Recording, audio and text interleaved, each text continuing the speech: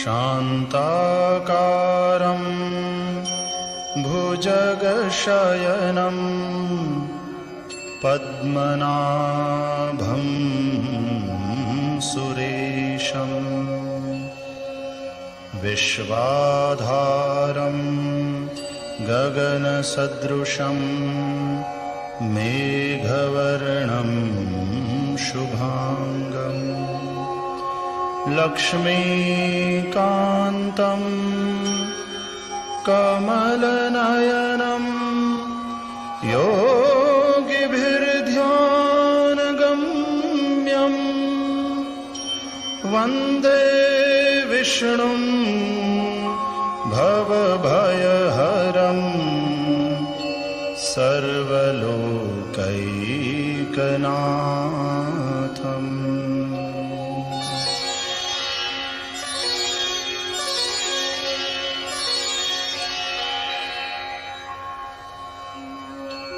ओम श्री परमात्मने नमः।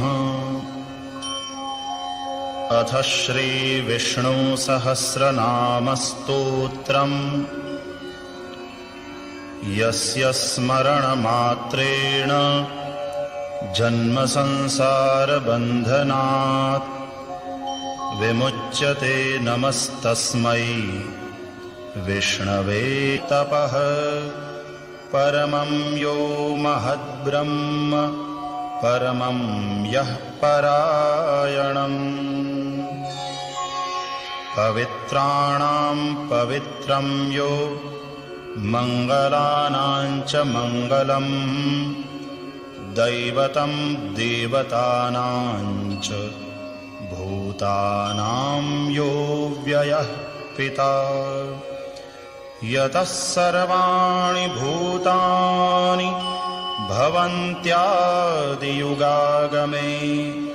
यस्मिंश्च प्रलयं यान्ति पुनरेव युगक्षये।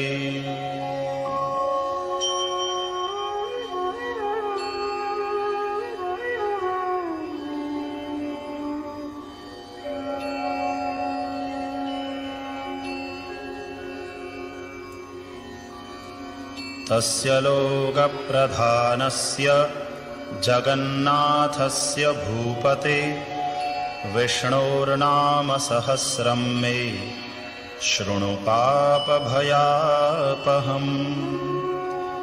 यानि नामानि गौणानि विख्यातानि महात्मनः ऋषिभिः परिगीतानि तानि वक्ष्यामि भूतये।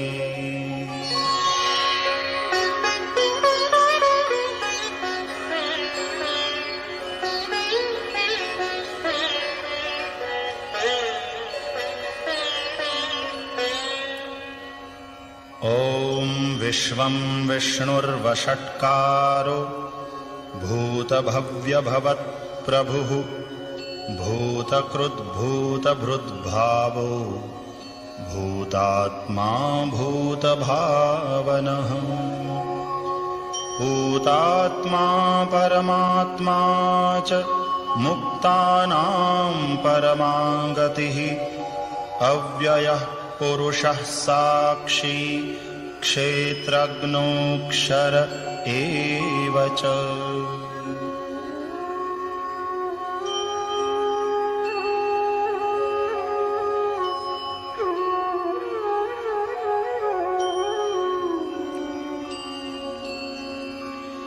योगो योगविदां नेता प्रधानपुरुषेश्वरः नारसिंहवपुः श्रीमान् केशवः पुरुषोत्तमः सर्वः शर्वः शिवः स्थाणुः भूतादिर्निधिरव्ययः सम्भवो भावनो भर्ता प्रभवः प्रभुरीश्वरः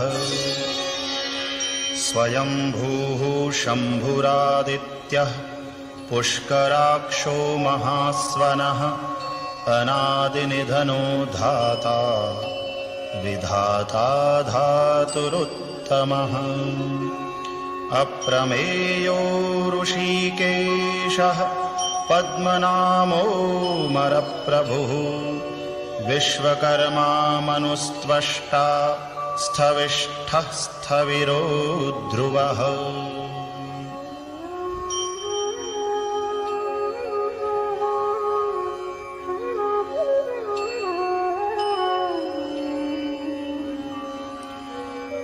अग्राह्यः शाश्वतः कृष्णो लोहिताक्षः प्रतर्दनः प्रभूतस्त्रिककुब्धाम पवित्रं मङ्गलं परम् ईशानः प्राणदः प्राणो ज्येष्ठः श्रेष्ठः प्रजापतिः हिरण्यगर्भो भूगर्भो माधवो मधुसूदनः ईश्वरो विक्रमी धन्वी मेधावी विक्रमः क्रमः अनुत्तमो दुराधर्षः कृतज्ञः कृतिरात्मवान् सुरेशः शरणं शर्मा विश्वरेताः प्रजाभवः अहः संवत्सरो व्यालः प्रत्ययः सर्वदर्शनः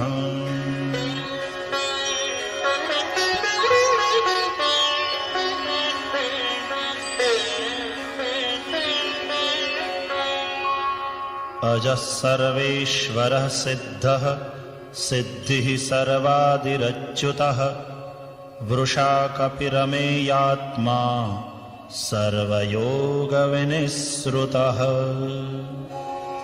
वसुर्वसुमनाः सत्यः समात्मा संमितः समः अमोघः पुण्डरीकाक्षो वृषकर्मा वृषाकृतिः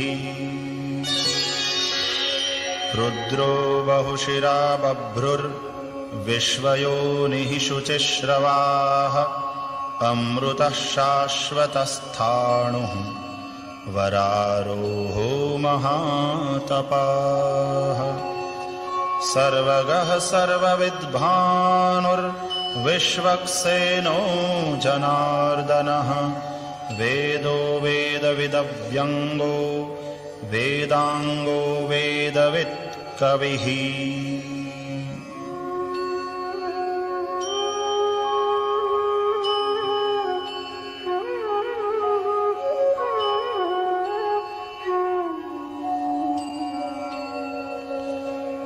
लोकाध्यक्षः सुराध्यक्षो धर्माध्यक्षः कृताकृतः चतुरात्मा चतुर्व्यूहः चतुर्द्रंष्ट्रश्चतुर्भुजः भ्राजिष्णुर्भोजनं भोक्ता सहिष्णुर्जगदादिजः अनघो विजयो जेता विश्वयोनिः पुनर्वसुः उपेन्द्रो वामनः प्रांशुः अमोघः शुचिरूर्जितः अतीन्द्रः संग्रहः सर्गो धृतात्मा नियमो यमः वेद्यो वैद्यः सदा योगी वीरः माधवो मधुः अतीन्द्रियो महामायो महोत्साहो महाबलः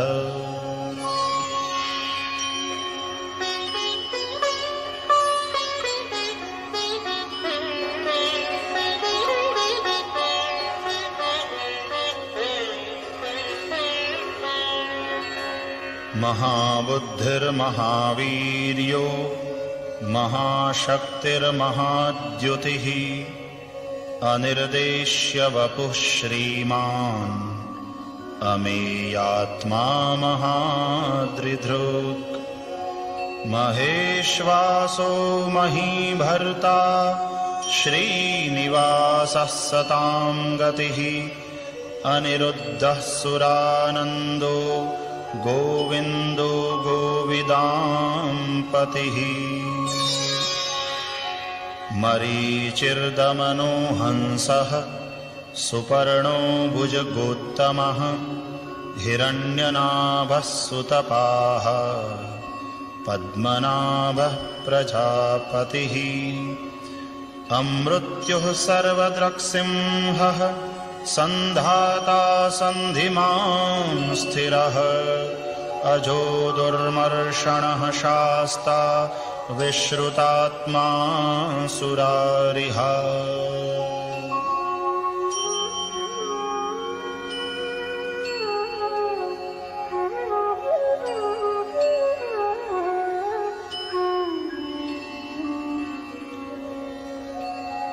गुरुर्गुरुतमो धाम सत्यः सत्यपराक्रमः निमिषो निमिषस्रग्वी वाचस्पतिरुदारधीः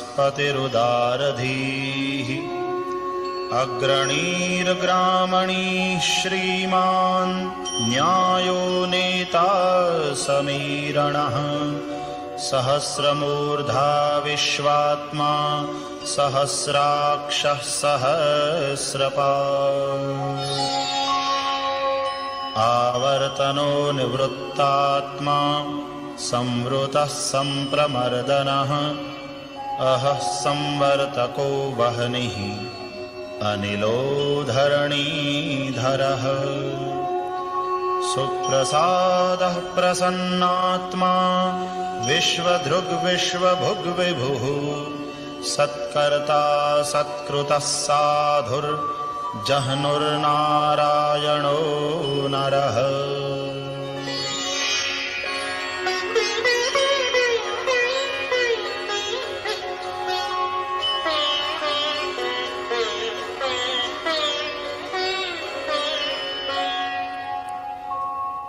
असंख्येयो प्रमेयात्मा विशिष्टः शिष्टकृच्छुचिः सिद्धार्थः सिद्धसंकल्पः सिद्धिदः सिद्धिसाधनः वृषाही वृषभो विष्णुर्वृषपर्वा वृषोदरः वर्धनो वर्धमानश्च विविक्तश्रुतिः सागरः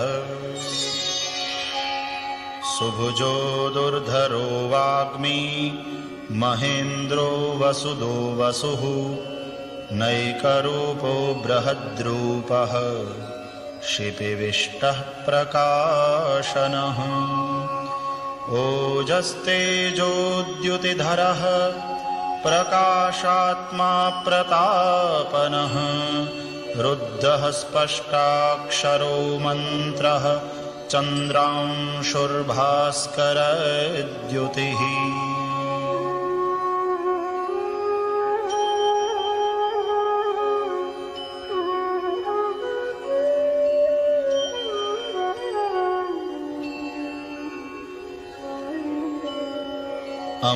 अमृतांशूद्भवो भानुः शशबिन्दुः सुरेश्वरः औषधं जगतः सेतुः सत्यधर्मपराक्रमः भूतभव्यभवन्नाथः पवनः पावनो नलः कामः कामकृत्कान्तः कामः कामप्रदः प्रभुः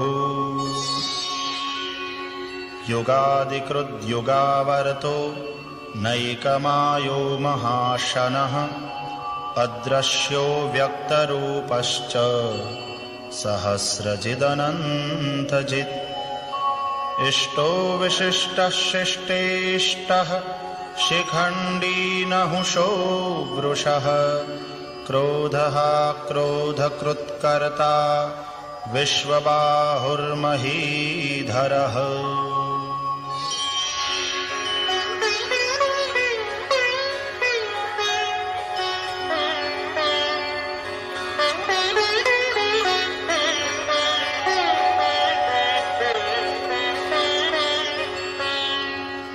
अच्युतः प्रथितः प्राणः प्राणदो वासवानुजः अपान्निधिरधिष्ठानम् अप्रमत्तः प्रतिष्ठितः स्कन्दः स्कन्दधरो धुर्यो वरदो वायुवाहनः वासुदेवो बृहद्भानुः आदिदेवः पुरन्दरः अशोकस्तारणस्तारः शूरः शौरिर्जनेश्वरः अनुकूलः शतावर्तः पद्मी पद्मनिभीक्षणः पद्मनाभोरविन्दाक्षः पद्मगर्भः शरीरभृत् महर्धिरुद्धो वृद्धात्मा महाक्षो गरुडध्वजः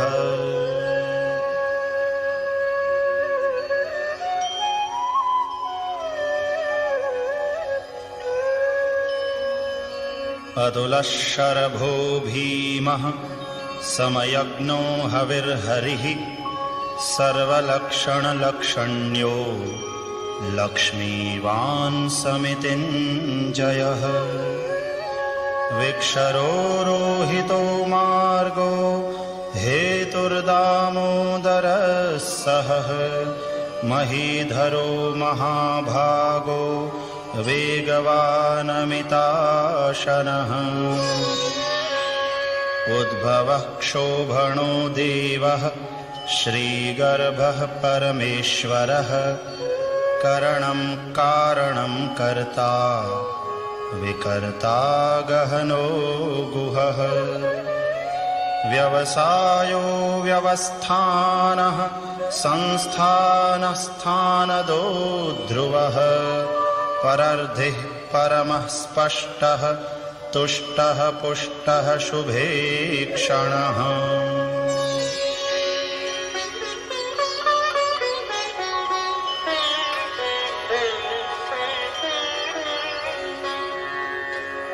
रामो विरामो विरजो मार्गो नेयो नयो नयः वीरः शक्तिमतां श्रेष्ठो धर्मो धर्मविदुत्तमः वैकुण्ठः पुरुषः प्राणः प्राणदः प्रणवः पृथुः हिरण्यगर्भः शत्रुघ्नो व्याप्तो वायुरधोक्षजः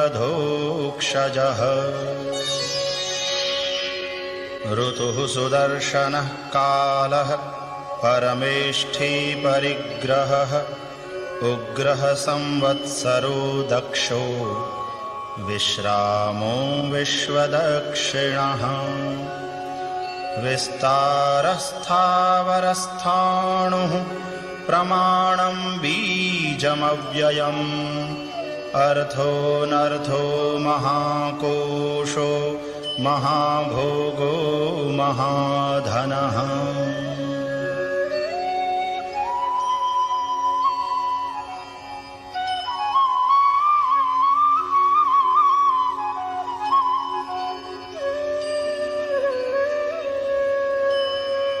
अनिर्विण्णः स्थविष्ठो भुर्धर्मयूपो महामखः नक्षत्रनेमिर्नक्षत्री क्षमः क्षामः समीहनः यज्ञ इज्यो महेज्यश्च क्रतुः सत्रं सतां गतिः सर्वदर्शी विमुक्तात्मा सर्वज्ञो ज्ञानमुत्तमम् सुव्रतः सुमुखः सूक्ष्मः सुघोषः सुखदः सुहृत् मनोहरोजितक्रोधो वीरबाहुर्विदारणः स्वापनः स्ववशो व्यापी नैकात्मानैककर्मकृत् वत्सरो वत्सलो वत्सी रत्नगर्भो धनेश्वरः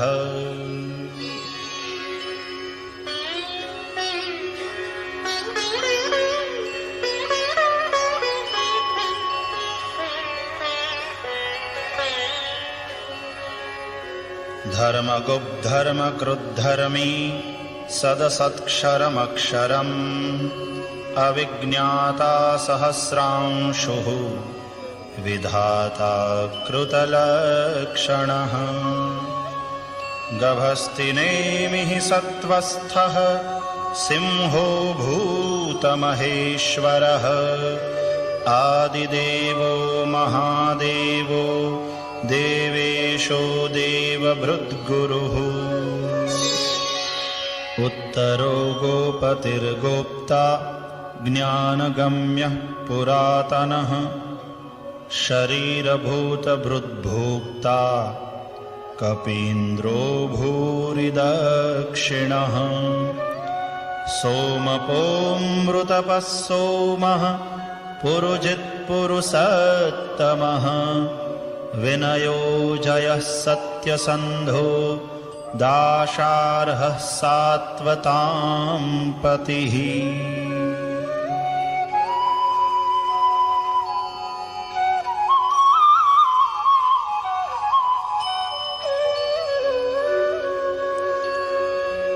जीवो विनयिता साक्षी मुकुन्दो मितविक्रमः अम्भो निधिरनन्तात्मा महोदधिशयोऽन्तकः अजो महार्हः स्वाभाव्यो जितामित्रः प्रमोदनः आनन्दो नन्दनो नन्दः सत्यधर्मा त्रिविक्रमः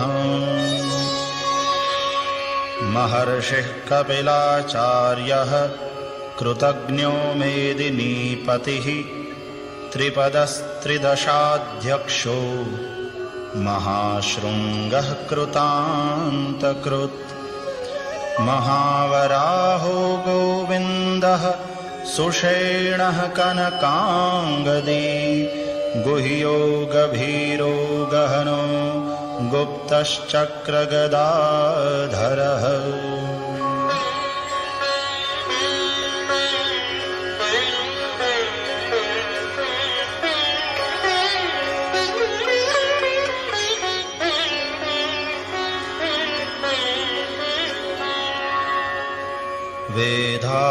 वेदास्वाङ्गोजितः कृष्णो दृढः सङ्कर्षणोच्युतः वरुणो वारुणो वृक्षः पुष्कराक्षो महामनाः भगवान् भगहानन्दी वनमाली हलायुधः आदित्यो ज्योतिरादित्यः सहिष्णुर्गतिसत्तमः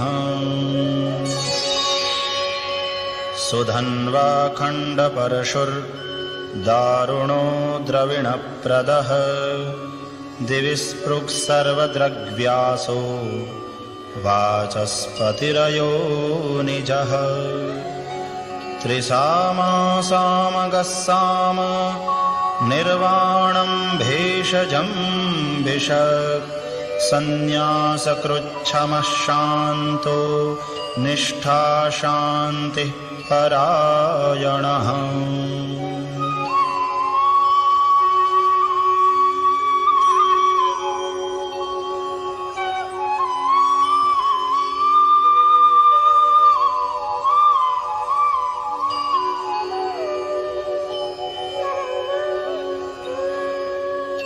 शुभांगः शान्तिदः स्रष्टा कुमुदः कुवलेशयः गोहितो गोपतिर्गोप्ता वृषभाक्षो वृषप्रियः अनिवर्ते निवृत्तात्मा संक्षेप्ताक्षेमकृच्छिवः श्रीवत्सवक्षाः श्रीवासः श्रीपतिः श्रीमताम्बरः श्रीदः श्रीशः श्रीनिवासः श्रीनिधिः श्रीविभावनः श्रीधरः श्रीकरः श्रेयः श्रीमान् लोकत्रयाश्रयः स्वक्षः स्वङ्गः शतानन्दो नन्दिर्ज्योतिर्गणेश्वरः विजितात्मा विधेयात्मा सत्कीर्तिश्छिन्न संशयः।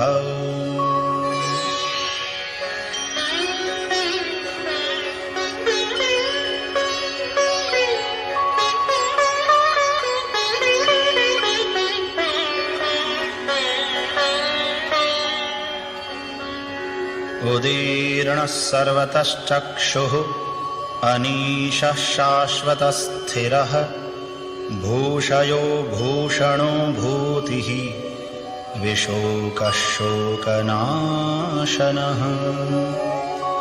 अर्चिष्मान्नर्चितः कुम्भो विशुद्धात्मा विशोधनः अनिरुद्धो प्रतिरथः प्रद्युम्नो मितविक्रमः। कालनेमिनिहावीरः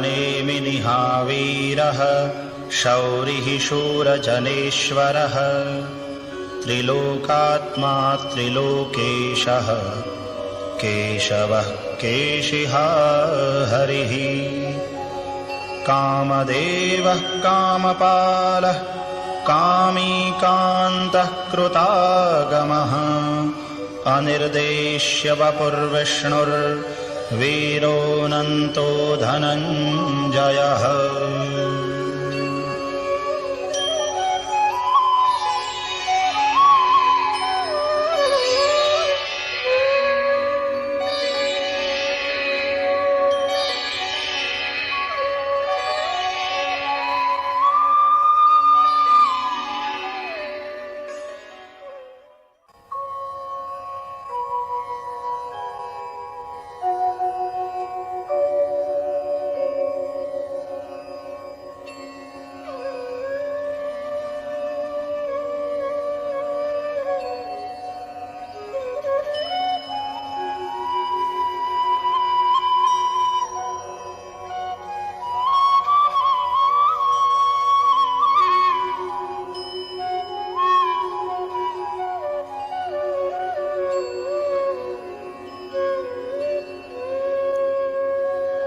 ब्रह्मण्यो ब्रह्मकृद्ब्रह्मा ब्रह्म ब्रह्म विवर्धनः ब्रह्मविद्ब्राह्मणो ब्रह्मी ब्रह्मज्ञो ब्राह्मणप्रियः।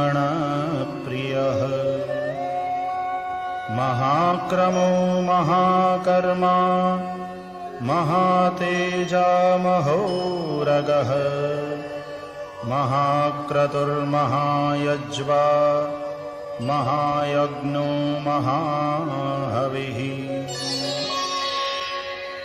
स्तव्यस्तवप्रियस्तोत्रम् स्तुतिस्तोतारणप्रियः पूर्णः पूरयिता पुण्यः पुण्यकीर्तिरनामयः। मनोजवस्तीर्थकरो वसुरेता वसुप्रदः वसुप्रदो वासुदेवो वसुर्वसुमना हविः।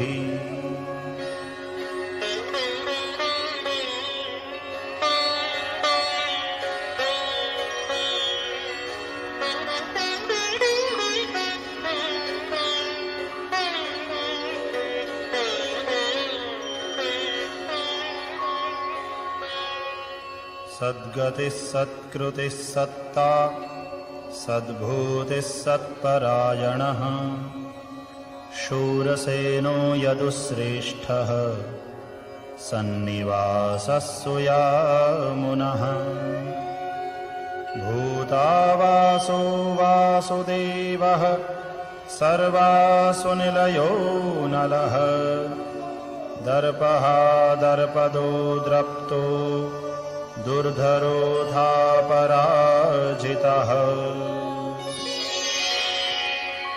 विश्वमूर्तिर्महामूर्तिः दीप्तमूर्तिरमूर्तिमान् अनेकमूर्तिरव्यक्तः शतमूर्तिः शताननः। एकोनैकः सवः कः किं यत्तत्पदमनुत्तमम् लोकबन्धुर्लोकनाथो माधवो भक्तवत्सलः।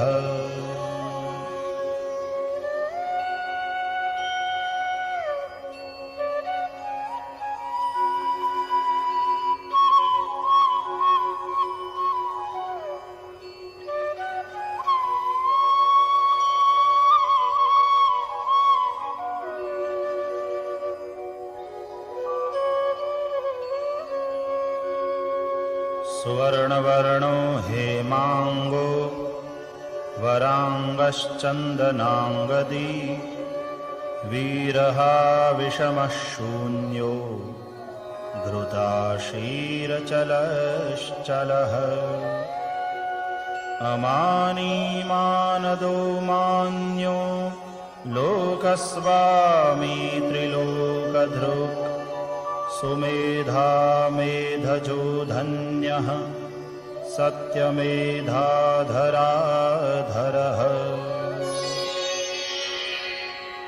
तेजो वृषोद्युतिधरः सर्वशस्त्रभृतांवरः प्रग्रहो निग्रहो व्यग्रो नैकशृङ्गो गदाग्रजः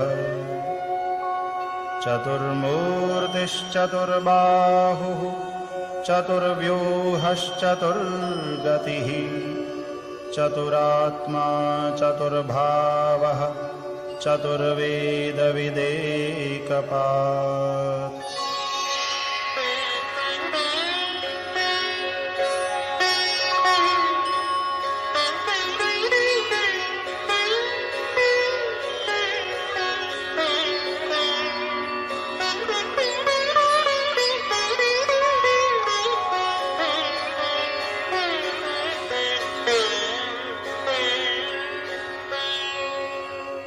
समावर्तो निवृत्तात्मा दुर्जयो दुरतिक्रमः दुर्लभो दुर्गमो दुर्गो दुरावासो दुरारिः शुभांगो लोकसारंगः सुतन्तुस्तन्तुवर्धनः इन्द्रकर्मा महाकर्मा कृतकर्मा कृतागमः उद्भवः सुन्दरः सुन्दो रत्ननाभः सुलोचनः अर्को वाजसनः शृङ्गी जयन्तः सर्वविजयी सुवर्णबिन्दुरक्षोभ्यः सर्ववागीश्वरेश्वरः महाह्रदो महागर्तो महाभूतो महानिधिः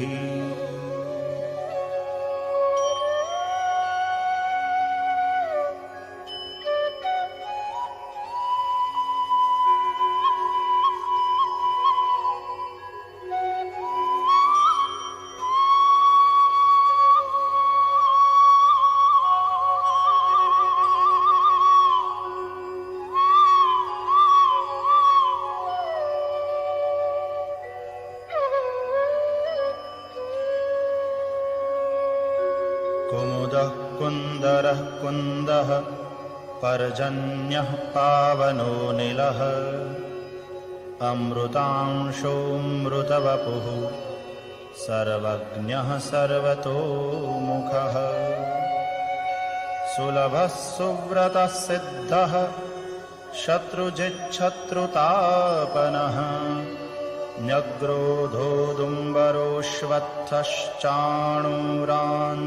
न्यग्रोधोदुम्बरोऽश्वत्थश्चाणूरान्ध्रनिषूदनः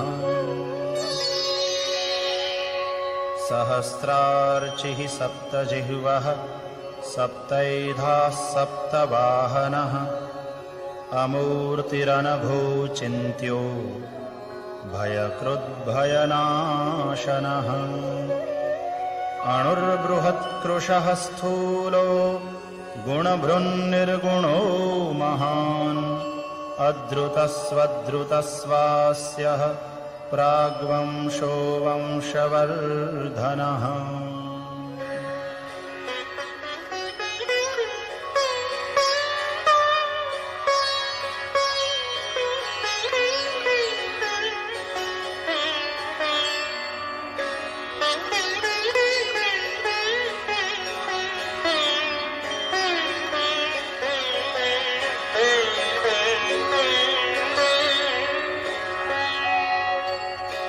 भारभृत्कथितो योगी योगीशः सर्वकामदः।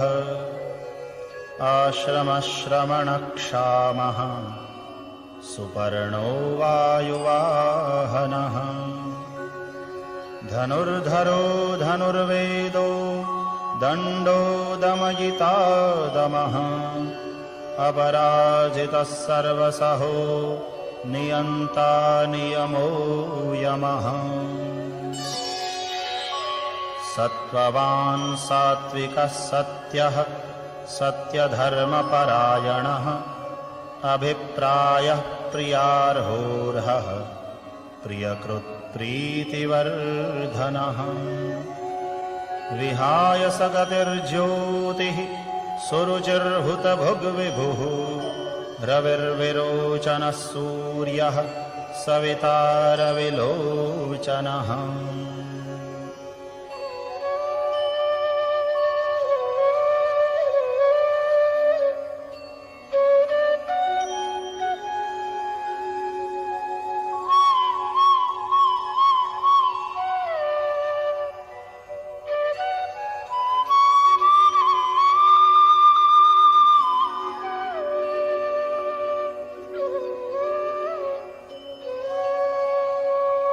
अनन्तो हुतभुग्भोक्ता सुखदो नैकजोऽग्रजः। अनिर्विण्णः सदामर्षि लोकाधिष्ठानमद्भुतः। सनात्सनातनतमः कपिलः कपिरव्ययः। स्वस्तिदः स्वस्तिकृत् स्वस्ति स्वस्ति भुक् स्वस्ति दक्षिणः। अरौद्रः कुण्डलीचक्री विक्रम्योर्जितशासनः। शब्दातिगः शब्दसहः शिशिरः शर्वरीकरः। अक्रूरः पेशलो दक्षो दक्षिणः क्षमिणाम्बरः। विद्वत्तमो वीतभयः पुण्यश्रवणकीर्तनः।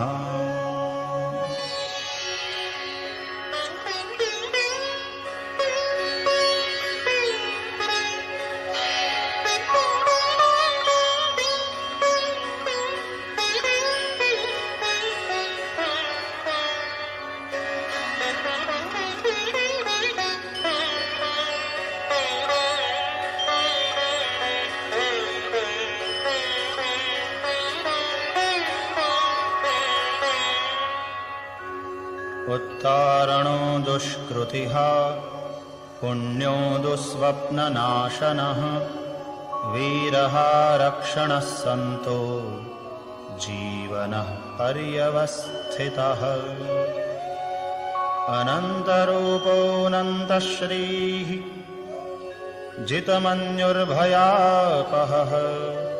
चतुरस्रो गभीरात्मा विदिशो व्यादिशो दिशः। अनादिर्भूर्भुवो लक्ष्मीः सुवीरो रुचिराङ्गदः। जननो जनजन्मादिर्भीमो भीमपराक्रमः। आधारनिलयो धाता पुष्पहासः प्रजागरः। ऊर्ध्वगः सत्पथाचारः प्राणदः प्रणवः पणः।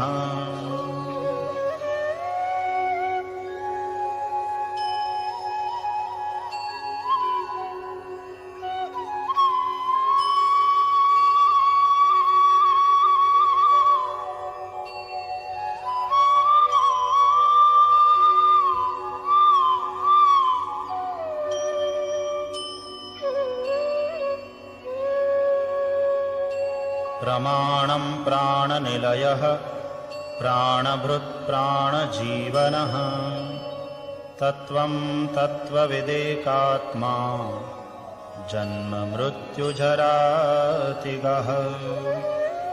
भूर्भुवस्वस्तरुस्तारः सविता प्रपितामहः यज्ञो यज्ञपतिर्यज्वा यज्ञाङ्गो यज्ञवाहनः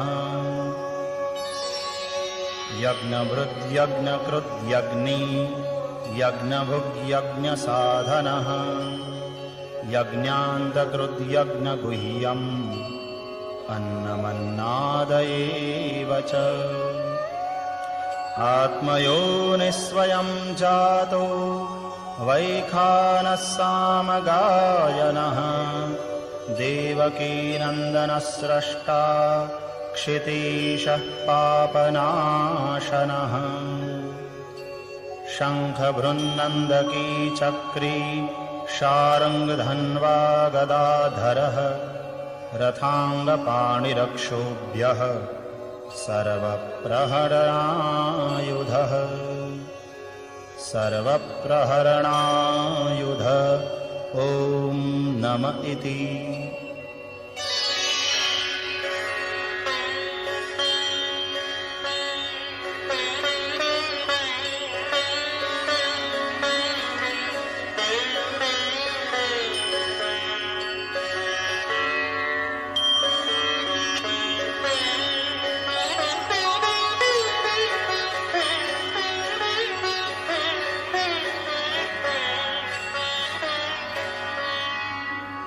इतीदं कीर्तनीयस्य केशवस्य महात्मनः नाम्नां सहस्रं दिव्यानाम् अशेषेण प्रकीर्तितम् य इदं शृणुयान्नित्यं यश्चापि परिकीर्तयेत् नाशुभं प्राप्नुयात् किञ्चित् सोमुत्रेह च मानवः वेदान्तगो ब्राह्मणः स्यात् क्षत्रियो विजयी भवेत् वैश्यो धनसमृद्धः स्यात् शूद्रः सुखमवाप्नुयात्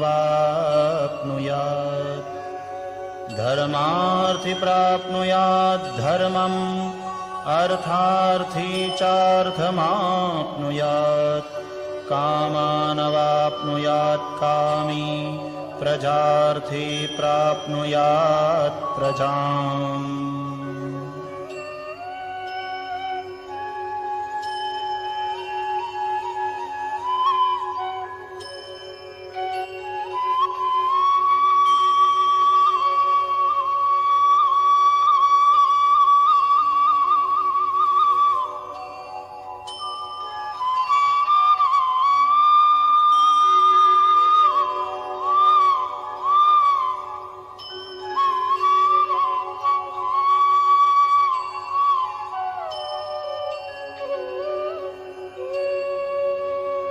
भक्तिमान्यः सदोत्थाय शुचिस्तद्गतमानसः सहस्रं वासुदेवस्य नाम्नामेतत्प्रकीर्तये यशः प्राप्नोति विपुलं ज्ञाति प्राधान्यमेव च अचलां श्रियमाप्नोति श्रेयः प्राप्नोत्यनोत्तमम् न भयं क्वचिदाप्नोति वीर्यं तेजश्च विन्दति भवत्यरोगोद्युतिमान् बलरूपगुणान्वितः रोगार्तो मुच्यते रोगात् बद्धो मुच्येत बन्धनात् भयान्मुच्येत भीतस्तु मुच्येतापन्न आपदः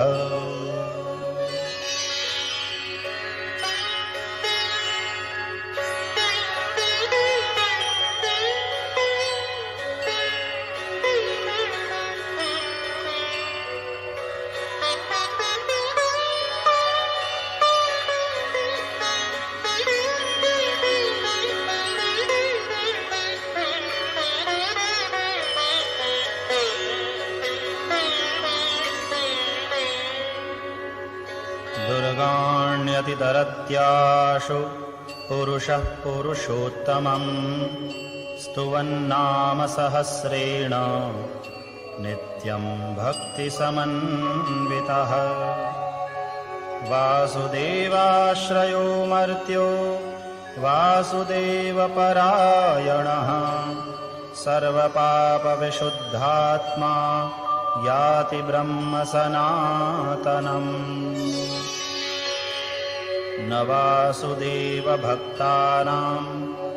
अशुभं विद्यते क्वचित् जन्म मृत्युजरा व्याधि भयं नैवोपजायते इमं स्तवमधीयानः श्रद्धा भक्तिसमन्वितः युज्येतात्मसुखक्षान्ति श्रीधृतिस्मृतिकीर्तिभिः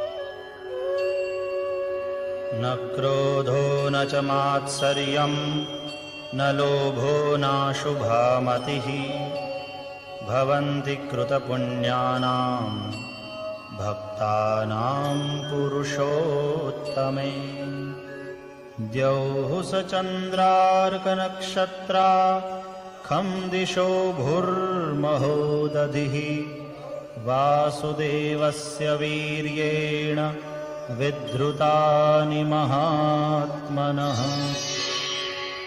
ससुरासुरगन्धर्वं स यक्षोरगराक्षसं जगद्वशे वर्ततेदं कृष्णस्य सचराचरम् इन्द्रियाणि मनोबुद्धिः सत्त्वं तेजो बलं धृतिः वासुदेवात्मकान्याहुः क्षेत्रं क्षेत्रज्ञ एव च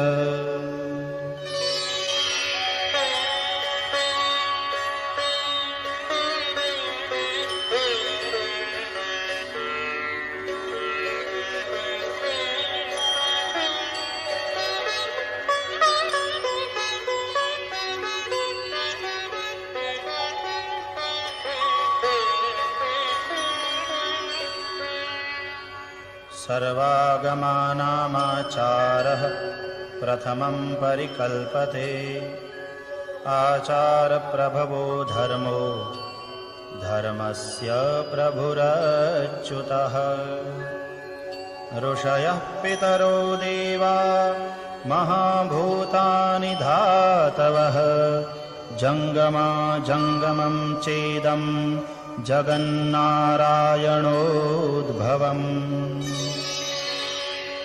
योगो ज्ञानं तथा सांख्यं विद्याः शिल्पादिकर्म च वेदाः शास्त्राणि विज्ञानम् एतत्सर्वं जनार्दनात्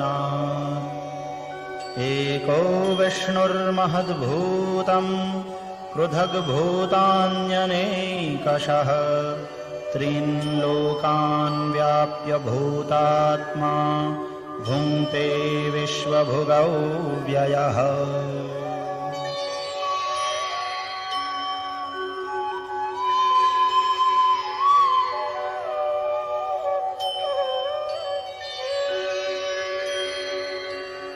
इमं स्तवं भगवतो विष्णोर्व्यासेन कीर्तितं पठेद्य इच्छेत् पुरुषः श्रेयः प्राप्तुं सुखानि च विश्वेश्वरमजं देवं जगतः प्रभवाप्ययं भजन्ति ये पुष्कराक्षं न ते यान्ति पराभवम्